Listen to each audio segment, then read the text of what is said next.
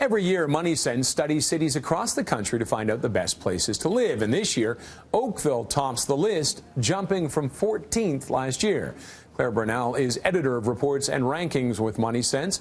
She joined me earlier on BT to explain the report. Oakville just did really well across the board. So we rank 10 categories, things like the economy, affordability, weather, the crime rate.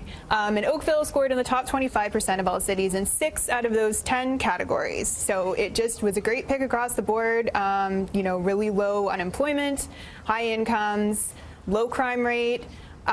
Growing population, growing quite quickly, and it just managed to overtake last year's winner, Ottawa, by a hair this year. And Ottawa was second this year, right? The top five are Oakville, Ottawa, Russell, Ontario, which is, where's Russell? Russell is it's about an hour away from Ottawa. It's the Ottawa area, but it's a small town. And then Saint-Bruno du Montarville, Quebec. I apologize for that. And Lacombe, Alberta is the other one.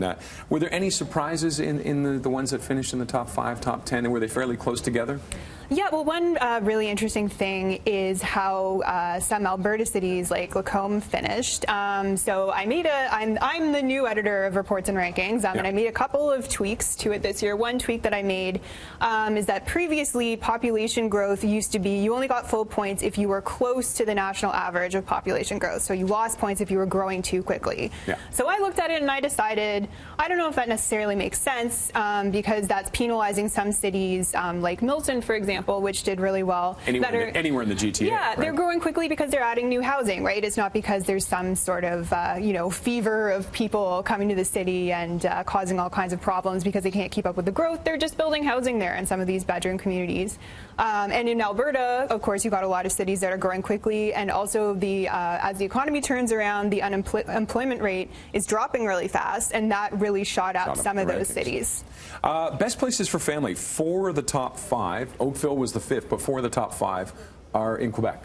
Yep, that's right. When you take a numbers-based approach at trying to decide the best place to live, which is what we do at MoneySense, it's hard to beat Quebec. So for the families ranking, we include some demographic stuff like the percentage of families with children, just the percentage of children living in the town, but also daycare costs and the availability of daycare. In Quebec, you're going to pay about the 10th of what you're going to pay for daycare full-time in Toronto.